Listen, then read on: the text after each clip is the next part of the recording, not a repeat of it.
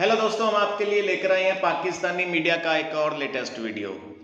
दोस्तों, पाकिस्तान के अंदरूनी हालातों को लेकर पाकिस्तान के ही सीनियर एनालिस्ट ज़फ़र हिलाली साहब काफ़ी चिंतित दिखाई दे रहे हैं। हिलाली साहब के मुताबिक पाकिस्तान एक कमज़ोर मुल्क है। सिर्फ न्यूक्लियर वेपन्स होने से कुछ नहीं होता, क्योंकि इन वेपन्स का इस्तेमाल नहीं किया जा सकता। हिलाली साहब के मुताबिक न्यूक्लियर वेपन्स का इस्तेमाल करने का मतलब है खुदकुशी करना। किसी भी मुल्क की असली ताकत, असली पावर उसकी इकॉनमी होती है, और पाकिस्तान इकनॉमिकली पूरी तरह से फेल हो चुका है। पाकिस्तान की अर्थव्यवस्था लड़खड़ा रही है। पाकिस्तान की हुकूमत अपने लोगों को खाना और नौकरियां देने में नाकाम साबित हो रही है। दोस्तों, पाकिस्तान के अंदरूनी हालातों पर हो रही चर्चा का ये वीडियो आखिर तक देखें और प्लीज़ हमारे चैनल को सब्सक्राइब करना ना भूलें। हम फिर हाजिर होंगे एक और वीडियो के साथ। तब तक खुश रहें, खुश रखें। जय हिंद, जय भारत। भाई हम हैं कमज़ोर। ये देखिए, आप एक वेपन ऑफ लास्ट रिजॉर्ट रख के, न्यूक्लियर वेपन्स रख के, उससे आप तगड़े नहीं हो जाते हैं। इसलिए कि जब आप उसको इस्तेमाल, that is the weapon of last resort. वो और खुदकुशी करना, इट्स द सेम थिंग। तो मैं समझता हूँ ये भूल जाएं कि आप एक न्यूक्लियर पावर हैं। सिर्फ और सिर्फ आप ये सोचें कि आप इकोनॉमिकली किधर खड़े हुए हैं, इन द और वेर स्ट्रांग और वीक हैं, और आप बहुत वीक हैं, इतने वीक हैं कि आप अपने लोगों को खिला नहीं सकते हैं। समी साहब, $10 बिलियन के खाना आप इंपोर्ट करते हैं एग्रीकल्चरल कंट्री में। आपका मुल्क जो सिर्फ और सिर्फ एग्रीकल्चर है और कुछ नहीं है, आप $10 बिलियन किधर है? वो best irrigation system in the world, भाई क्यों आप नहीं उगा सकते हैं? और आप वो टैक्स भी नहीं करते हैं एग्रीकल्चर को, फिर भी आप नहीं उगा सकते हैं। तो देखिए, क्यों लोग देख के कहते हैं कि you are a failing state. मैं तो समझता हूँ इन मैनी रिस्पेक्ट्स, जो मुल्क अपने लोगों को खाने के लिए नहीं दे सकता है, एम्प्लॉयमेंट नहीं दे सकता है, जो अपने मुल्कों को डिफेंड ठीक तरह से नहीं करता है, जिधर दहशत गर्दी फैली हुई है, तो वो एक समझिए इट्स अ फेलिंग स्टेट। और वो हमारा इस वक्त ये है। तो आपको कभी इज्जत नहीं आएगी जब तक आप भीख का वो लेके सब जगह जाएं। $3 बिलियन सऊदी अरेबिया ने आपके बैंक में रखा है। ये नहीं कि आपको दे दिया है, आपके बैंक में रखा है, और जब उनका मूड बोलते हैं वो कहते हैं वापस दे दो।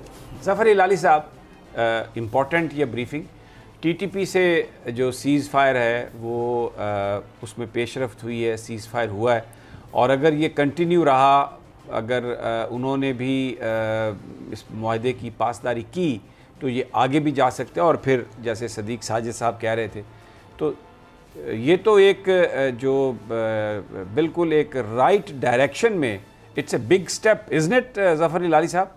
ये कह रहा हूँ कि जब तक आप उनके कैदियों को छोड़ते रहेंगे, आपको सीज़ फायर जारी रहेगा, और जब कैदी ख़त्म हो जाएंगे, असल बात उस वक्त आएगा when you have nothing more to offer। फिर क्या होगा? हमने देखा है इनके साथ, लड़ो, बात करो, कैदी रिहा करो, फिर लड़ाई शुरू हो जाती है। तो ये तो एक प्रूवन फैक्ट है। क्या हम उसी रास्ते पे फिर चल रहे हैं? अच्छा, इसमें हिलाली साहब थोड़ा डिफरेंस है माजी का, इसलिए कि 20 साल से अफ़गानिस्तान में एक अमेरिका की पपेट गवर्नमेंट थी और इंडिया को मुकम्मल एक्सेस थी। तो जो अफ़गान सरज़मीन है वो इस्तेमाल हो रही थी पाकिस्तान के ख़िलाफ़, और TTP की वहाँ पर सेंचुरीज़ थी और पूरी उनको सपोर्ट मिल रही थी हर तरफ से। लेकिन अब तालिबान की हुकूमत इसको फैसिलिटेट करवा रही है, और सराजुद्दीन हक्कानी इस वक्त वज़ीर दाखिला हैं, और उनका आज भी ये बयान है, कल भी ये बयान था कि जो अफ़गान सरज़मीन है किसी कीमत में भी वो पाकिस्तान के ख़िलाफ़ इस्तेमाल नहीं होगी। तो डोंट यू थिंक कि ये जो इतनी बड़ी तब्दीली है वो मजबूर करेगी TTP के रहनुमाओं को कि वो फिर जो मुआहदा उन्होंने किया है उस पर वो पाबंद रहें, उस पर कारबंद रहें? आपको पता है समी साहब कि जब अमेरिकन भी थे उधर, تو کہا جاتا تھا کہ 50 سے 70% افغانستان پہ ان کا کنٹرول نہیں تھا.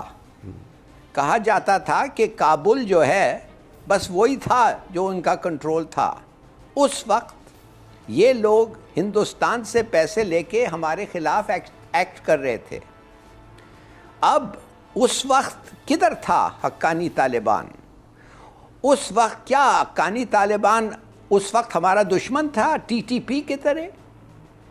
کتنے دفعے ہمارے انٹیلیجنس ایجنٹس نے ان سے بات کی ہوگی اور کہا ہوگا کہ تمہارا علاقہ جو تمہارے کنٹرول میں ہے ادھر سے پیسے لے کے ٹی ٹی پی پاکستان کو اٹیک کر رہا ہے، روکو. کیا وہ روکا انہوں نے؟ چلیے روکا نہیں، کوشش کی، ایک آدمی کو پکڑا. دیکھیے بات سیدھی سادی یہ ہے، proof of the pudding is in the eating. آپ چاہتے ہیں کہ ہم ان کا بات مانیں، چلیے دیکھتے ہیں. مگر میں صرف آپ کو یہ بتا رہا ہوں کہ جب بھی اس علاقہ حقانیز کے کنٹرول میں تھا اس وقت نہیں روکا. اب آپ کہتے اس وقت وہ کہہ رہے ہیں ہم روکیں گے. لیٹ اس سی. مگر میں آپ کو ایک چیز بتا رہا ہوں، یہ کلاسک کیس ہے، لڑو، رکو، نیگوشیٹ کرو، جھوٹ بولو، ایک ایک کے پرزنرز واپس لاؤ اور پھر شروع ہو جاؤ. دس از دا کلاسک کیس. اب اگر اس وقت نہیں ہوگا اس لیے کہ حقانیز اس وقت سیریس ہیں، ٹائم ول ٹیل. اگر آپ لینا چاہتے ہیں رسک چھوڑ دیں اور پھر دیکھتے رہیں کیا ہوتا ہے.